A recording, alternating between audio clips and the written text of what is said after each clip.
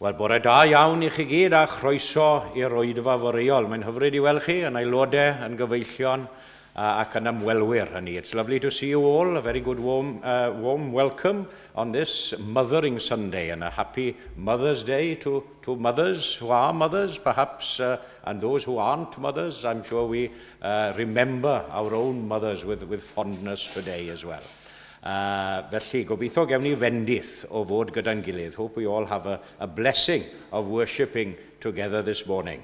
And we sing together our opening hymn, yr emyn agoriadol, rhif 8, number 8. Dewch, bawb sy'n caru enw'r oen, deffrown y lluoedd can, I frenin calon saint rown fawl, ymgrymwn oll o'i flan.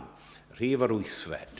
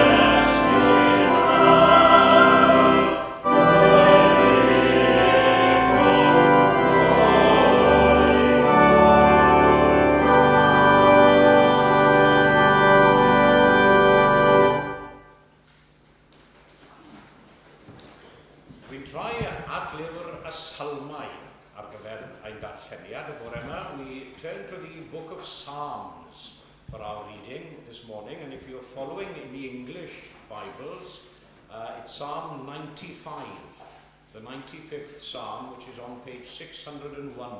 601 in the English Bibles. Ac os ych chi am ddilyn yn y Gymraeg, mae ar dudalen 545, 545 in the Welsh.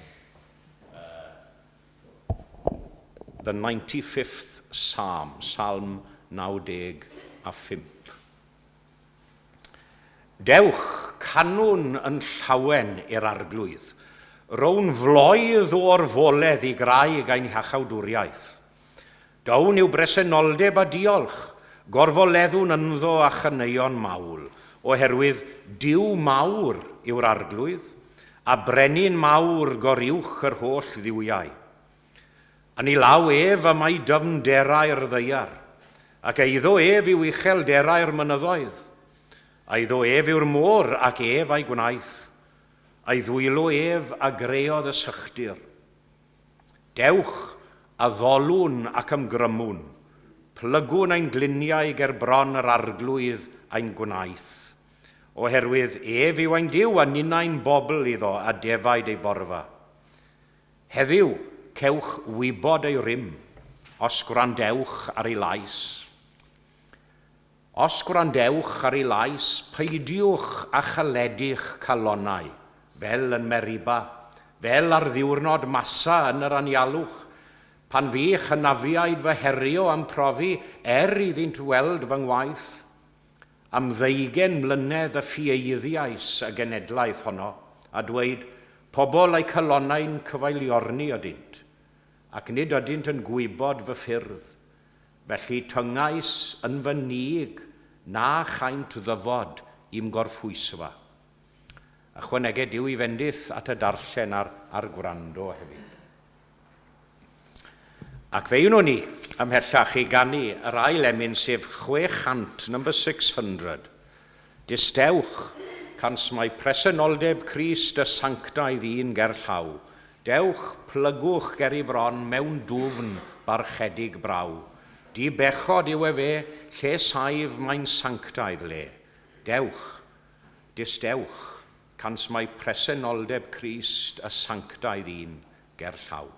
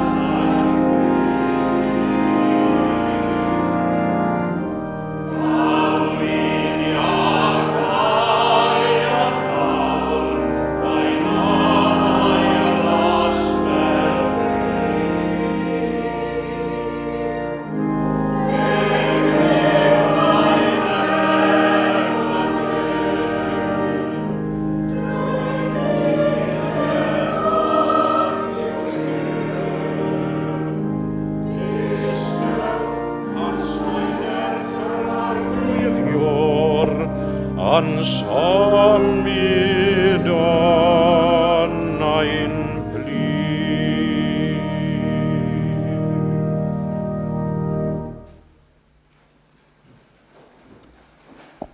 Cyfle ni nawr I droi at Dduw mewn gweddi. Let us turn now to God in prayer. Cydweddiw.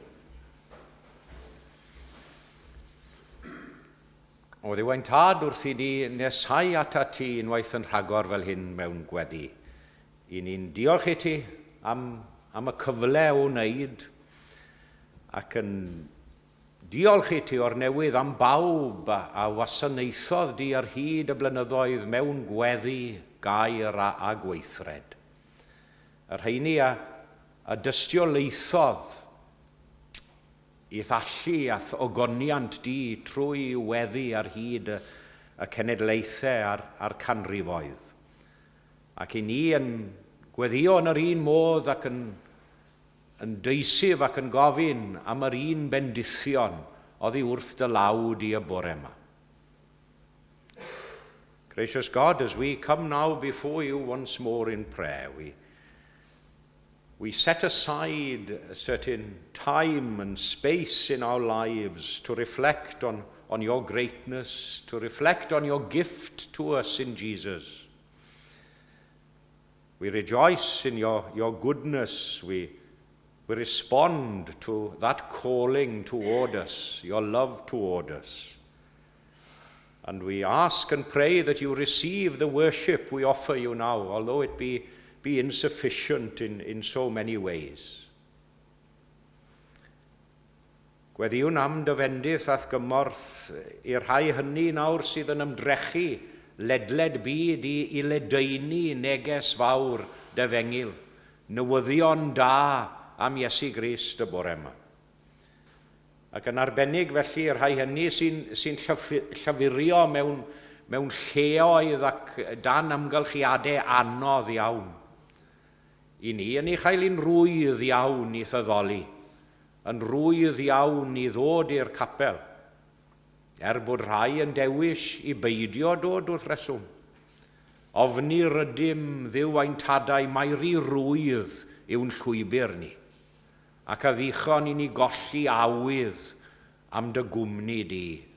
Dyna eiriau'r hen emyn. Gwna ni'n debyg i'r ffyddloniaid dewrion gynt. A dyna yw ein gweddi ni y bore yma. Agor ein clustiau i glywed alwad i o'r newydd. Agor ein llygaid i weld ysblander dogoniant i o'r newydd. Ond yn bennaf oll o arglwydd agor ein calonau y bore yma i dderbyn o'r newydd am wirioneddau mawr dair di. We come, as always, to share fellowship with each other, and that is a lovely thing to do, but more importantly, to share fellowship with you. And we ask now for you to bless our service this morning, our communion service. We come to make our confessions toward you. We pray for ourselves, we pray for others. Many this morning need our prayers. Some of our friends here in this particular church, and I'm sure our family members and friends in the world who are close to our hearts and in our thoughts now, be with them. And may they feel during this time that we are thinking of them and praying for them this morning. Bydd gyda ni felly wrth I ni geisio dyddoli di unwaith eto y bore yma. Dangos I ni o'r newydd yr hyn yr wyt ti am I ni wneud. Yr hyn allwn ni fod yn dy nerth a dan dy ddylanwad di. Gwna ni'n barod I ddysgu fel y medrwn ni, hefyd I ddysgu eraill am Iesu Grist a'i farwol glwy. A hynny trwy ein geiriau, a'n gweithredoedd ni, a'n hesiampl ni yn y byd. Derbyn ni felly wrth I ni grynhoi ein gweddiau cyhoeddus fel hyn at ei gilydd, ynghyd â deisyfiadau cudd ein calonau ni, a mae'n bod yn cyflwyno ac yn gofyn y cyfan oll yn enw ac yn heiddiant Iesu ei hun. Amen.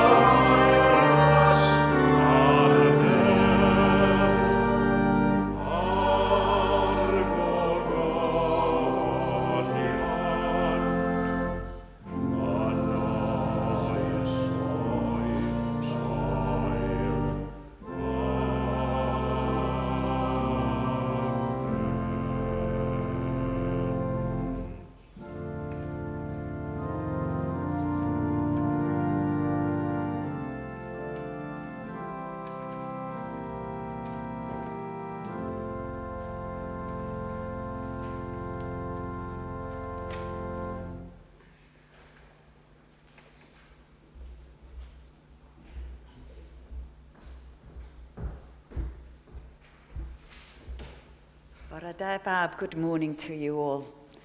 Chroeso gynnes i'r oedfa. A hefyd mae hynny'n cynnwys pawb sy'n gwyliad o gartre ac wedi ymuno ni. A gobeithio gawch chi bob bendith yn ymuno ni yn yr oedfa gymyn yma. Llawer o ddiolch i'n gweinidog am ein harwennu y bore yma. A hefyd, Paul, thank you very much for taking a leading part on the organ this morning. Bydd yn gweinidog gyda ni heno am hanner 14 i'r cylch trafod a nes ymlaen i'r oedfa hwyrol am 6 o'r gloch. Y drefn arferol i'r gwasanaethau ei ddod yn yr wythnos, felly dydd Mercher, am ganol dydd fydd yna oedfa fer yma ac cyfle i gymdeithasu wedyn. So Wednesday, midday, there's a short service here and an opportunity for you all to have an opportunity to meet. Sorry, mae'n cofio'r gair Cymraeg am gymdeithasu. Socialise, sorry, sobor iawn. Dydd Sul nesa bydd parchedig Rhodri Brady, un o Gymru Llundain yn arwennu. Felly, parchedig Rhodri Brady from Aberystwyth will be leading us in our services next Sunday. One important announcement, Ebrill y cynta, Dr. Gwenllian Williams will be here to speak about an amazing man called John Dee. In the Gymdeithas, we've listed him as a mathematician, an oculist, an alchemist, and a Welshman. I Googled him, and the first thing they say, he's an Englishman. However, he was a court advisor and astronomer to Elizabeth I.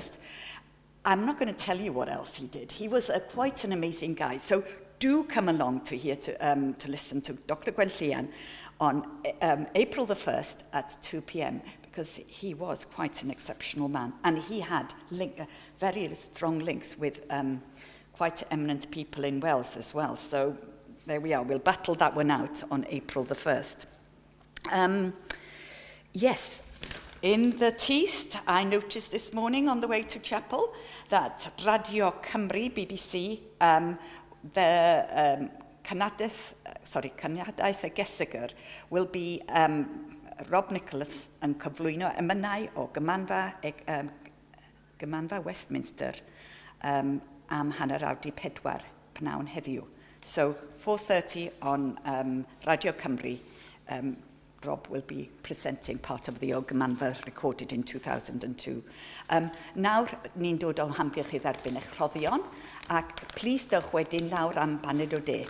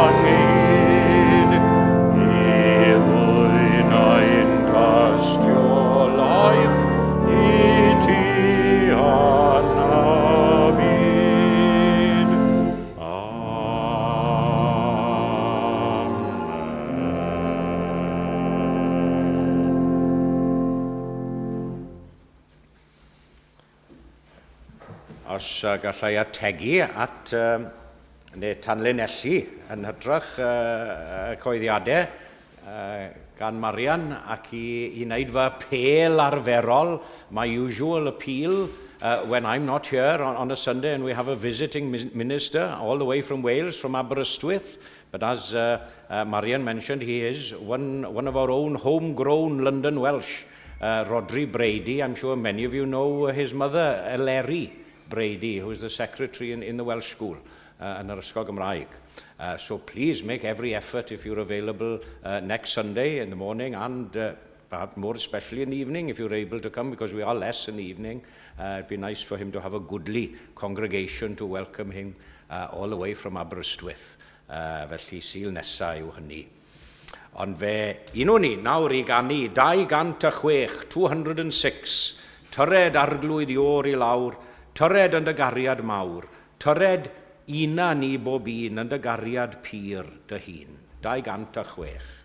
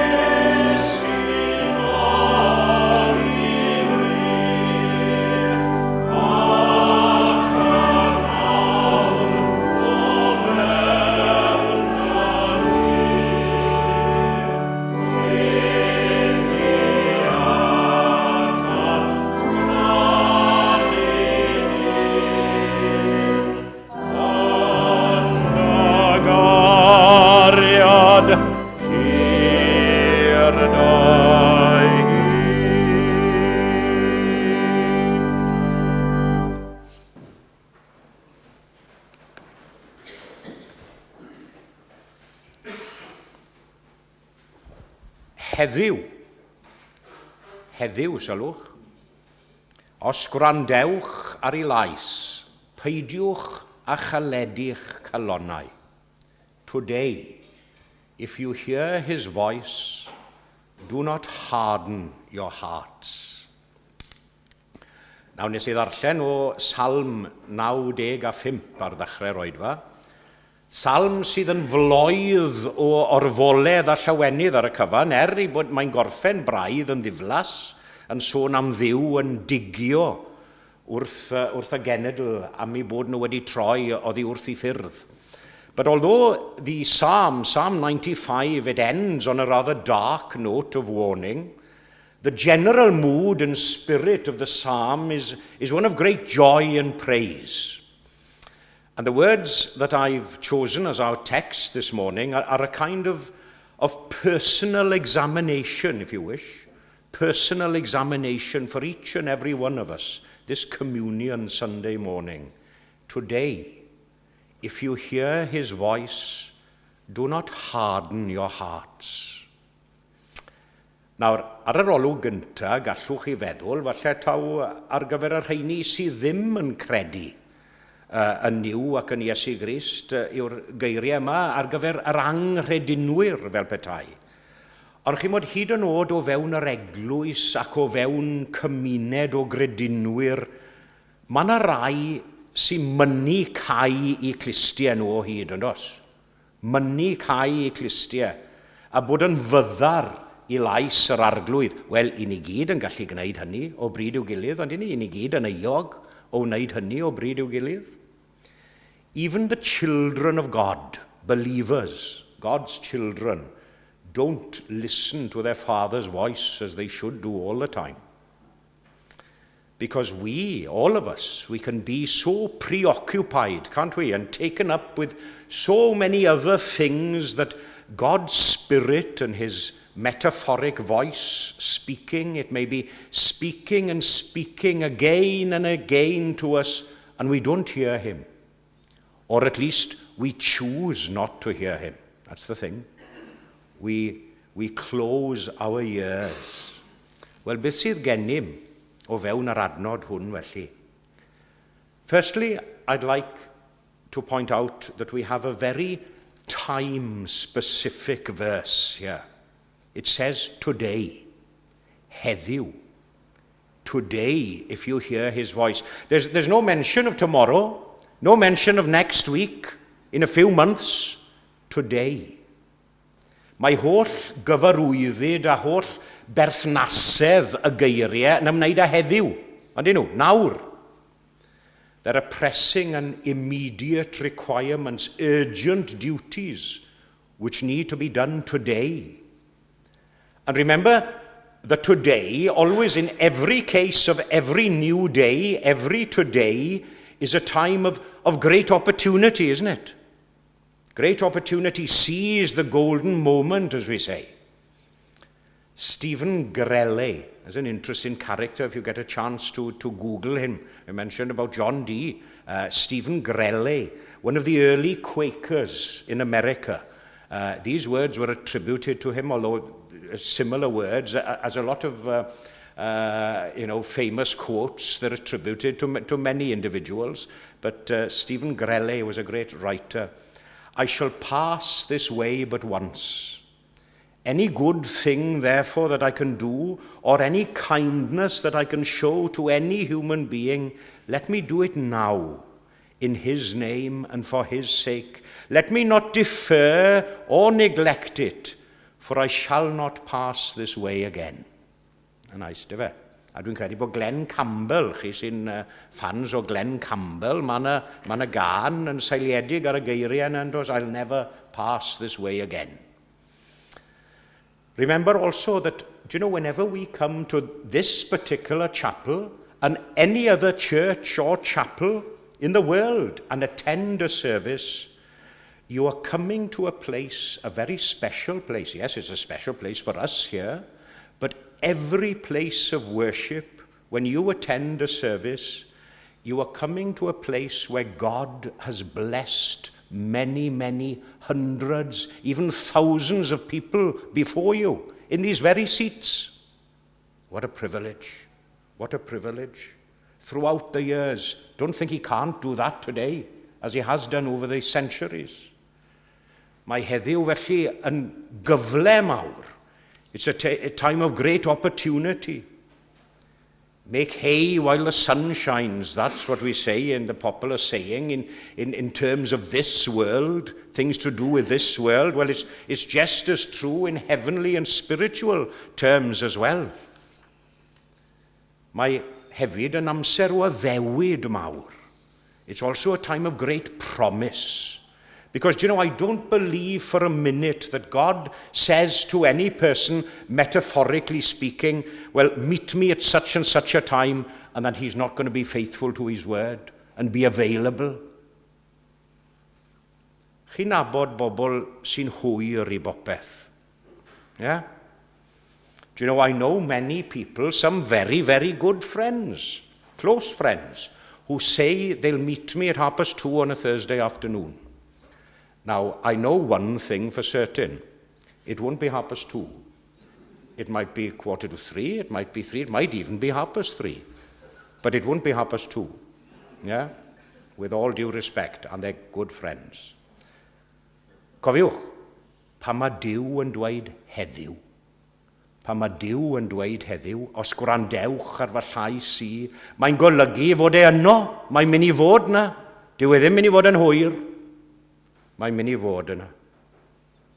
So after considering the specific time mentioned, there is a specific voice as well to be listened to. Today, if you will hear his voice, nobody else's, because there are many, many other voices, as it were, competing for our concentration in our lives.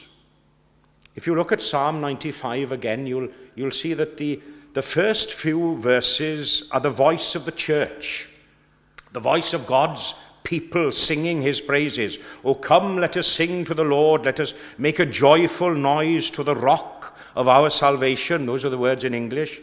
And the words that we used to sing as an entrada in Tabernacle Penclawdd. Oh, come, let us worship and bow down. Let us kneel before the Lord our Maker. O daiwch a ddolwn ac am grymwn ar ein gliniau ger bron yr arglwydd ein gwneithurwr. Felly, mae'r adnodau agoriadol, mae fel sy'n nhw'n cynrychioli llais pobl Dduw yn canu clodydd. Then we have the voice of God speaking to his people. And today, this morning, God speaks to us here through the gospel, through the Bible, his voice, through the gospel of his Son, Jesus Christ. Achos onid yw'r holl o'r ysgrythurau o'r Hen Testament i'r Testament Newydd, mae'r cyfan yn eiddo fe. Aren't the truths that we preach from week to week the truths of God as revealed in the Scriptures, or more specifically through the unspeakable gift as described of his own Son? I preached on those words a few weeks ago, the unspeakable gift of his Son. Ac wrth gwrs mae llais hwn yn siarad iaith cariad wrthon ni bore yma. God, through the Scriptures, speaks of mercy and pardon. He calls you this morning. This voice isn't to punish you, but to give you new life. He doesn't speak as a judge, although there are judgments. Yes, there are judgments in the Scriptures. We looked at a few last week, mentioned them. But as a loving, forgiving Father. Nid iaith Sinai a gewn ni y bore yma, wrth fwrdd y cymyn, ond iaith Calfaria. Nid iaith barn a chosp gewn ni, ond iaith cymod a chariad sy'n cymodi ni a'n gilydd ac yn cymodi ni a Dyw hefyd. And finally this morning, after considering the specific time and the specific voice, there is a little specific warning to us all, or something to refrain from doing. Today, if you hear his voice, do not harden your hearts. Peidiwch a chaledu'ch calonnau. Because, our hearts can be hardened very easily, can't they? Our hearts can be hardened toward each other and toward God. Mae'n rwyddach o lawer I galedu'ch calonnau nag I feddalu nhw, buon ni'n trafod hyn di Mercher. I'd go as far as to say that there's a natural hardness in our hearts which needs to be softened by God. We mentioned, we were discussing this on Wednesday in the midweek service. Yeah? If we want to do good, we often need the help of grace and patience, don't we, to do the good thing. Whereas to do something bad, well, sometimes we don't need much help to do that. It comes quite naturally. Yeah? Dwi wedi pregethu o'r blaen am yr adnod hyfryd na o Ezekiel a rodda fi chwi galon newydd ac ysbryd newydd o'ch mewn chwi. I will remove from you your heart of stone and give you a heart of flesh, says Ezekiel. There are no end of things in life which can harden your hearts. But the blood of Christ offered today, this morning, offered freely to you, is one thing that can soften even the hardest of hearts. Pa dafod all dewi am hyn, pa galon mor galed na thodd. Many will harden their hearts spiritually by delaying, perhaps becoming a church member or giving themselves to God. Many will harden their hearts by not submitting today, by waiting. We'll wait a while. I'll wait till the next opportunity, till the next time I go to chapel. Mae canodd yn caledu I calonau oherwydd amheuon ac ofnau a chwestiynau. This morning, leave your doubts and your fears and your questionings at the foot of the cross. And this morning, as we approach the communion table once more, today, if you hear his voice, harden not your hearts. Gogoniant i'w enw. Amen.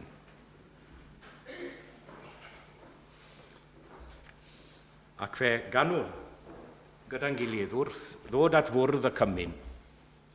631. Mewn cof oedd Aberth welen ni o Iesu'n cyd nesau.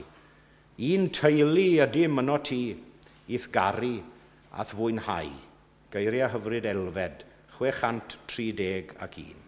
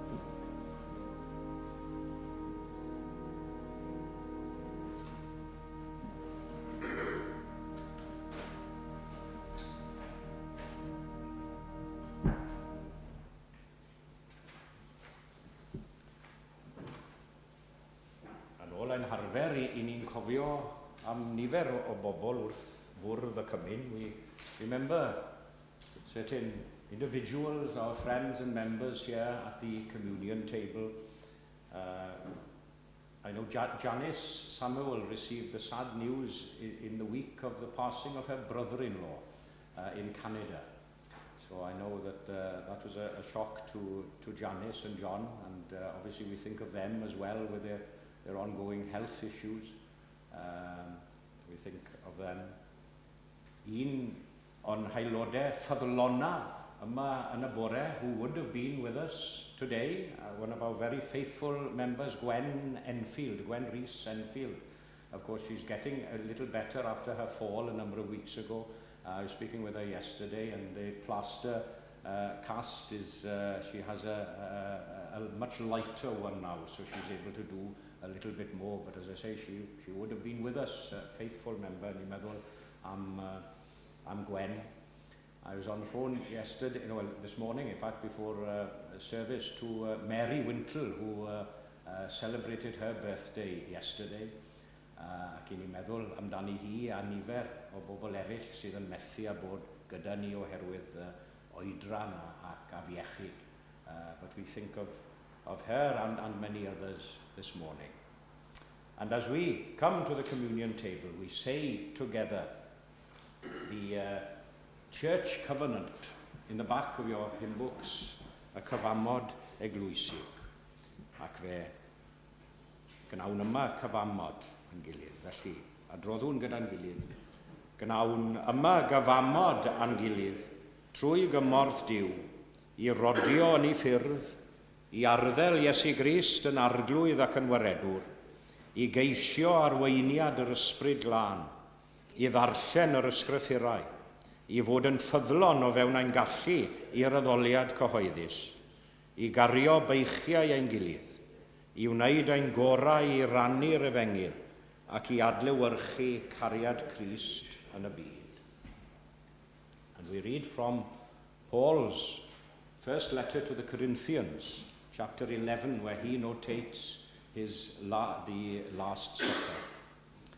Canis, mae fi a dderbyniais gan yr arglwydd yr hyn hefyd a draddodais i chwi, bod i'r arglwydd Iesu yn nos y brydychwyd ef gymryd bara. Ac wedi iddo ddiolch efe a'i torodd ac yddywedodd, cymerwch, bwytewch, hwn yw fy nghorff, yr hwn a dorri'r trosoch, gnewch hyn coffa amdanaf. Yn yr un modd efe a gymerodd y cwpan wedi swperi gan ddywedyd, y cwpan hwn yw'r testament newydd yn fy ngwaed, gnewch hyn cynifer gwaith bynnag gyrfoch coffa amdanaf. Canis cynifer gwaith bynnag a bwytaoch y bara hwn ac yrfoch y cwpan hwn, a dangoswch farwolaeth yr arglwydd ond i ddelo. Gawn ni droi at Duw mewn gweddi. Let us turn to God in prayer. Arglwydd ein Duw, i ni'n diolch i ti o'r newydd am gyfle fel hyn i ddod at fwrdd y Cymru. I gael ein hatgoffa unwaith eto am dy aberth ath gariad tuag atom, trwy'r bara gwyn a rannwn fel hyn y bore yma.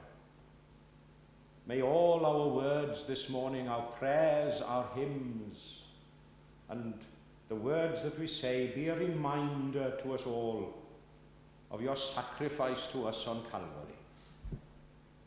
Derbyn ni nawr a maddau ni am ein bod yn dod yn enw ac yn heiddiant Iesu ei hun. Amen. Ac wrth i ni gofio'r nos y bu Iesu gyda'i ddisgyblion yn yr oryw chystafell, fe gofiwn iddo gymryd y bara, nifer gwaith bynnag ac a gnewch hyn, gnewch coffa amdanaf, bwytawn bawb o hwn.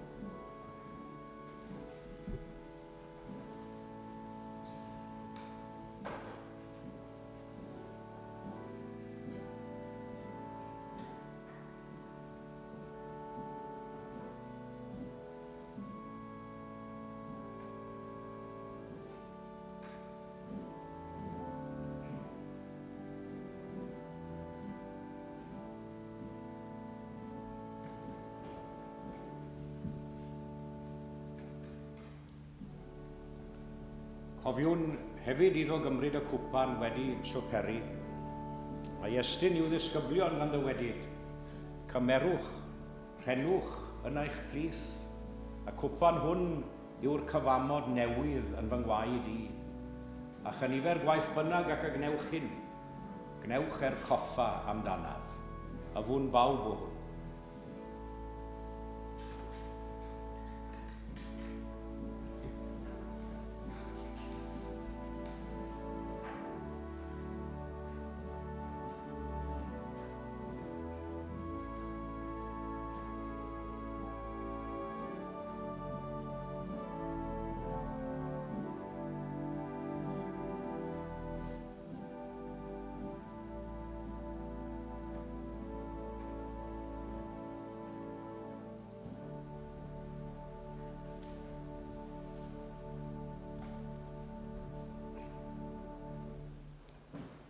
Gweddiwn, let us pray. Arglwydd Iesu, arwain ni allan yn awr i'r byd i gyhoeddi anchwiliadwy olyd dy ras di. May we go from this place today with your love in our hearts and to share that love with everyone we meet, living our lives as you would have us do. I wneud eioni ac i garu ac i geisio cyfiawnder yn y byd, ac i gerdded gyda thi bob amser ar hyd ein daith daearon. Gofynnwn hyn yn enw Iesu. Amen. And we sing together, we sing seated to conclude our communion service this morning, 483. 483. Well, and rhyfedd iawn. Yeah, as I say, we hadn't communicated with the choice of the hymns, and from my text this morning, I hear thy welcome voice, mi glywaf dyner lais. I hear thy welcome voice, a calling, Lord, to me, to come and wash my sins on Calvary. Arglwydd, dyma fi, ardalwad i, canafennaid yn y gwaed a gaid ar Galfari. Today, if you hear his voice, do not harden your hearts. Diolch.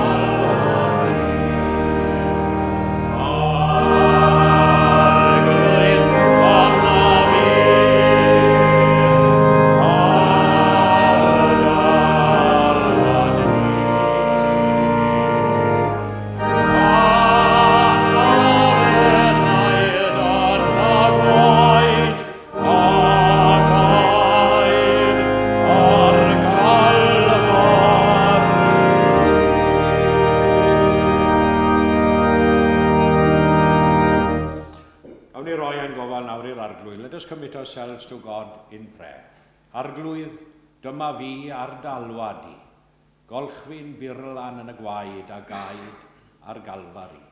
Gollwg ni nawr o dadnefol o dan dy fendith gyfoethog, a bydded i ras ein harglwydd ni Iesu Grist a chariad Duw, a chymdeithas yr ysbryd glân i aros gyda ni, bob yr un ohonom ni, ac i weithio ynom ni a thrwom ni, o'r awr hon hyd yn oes oesoedd.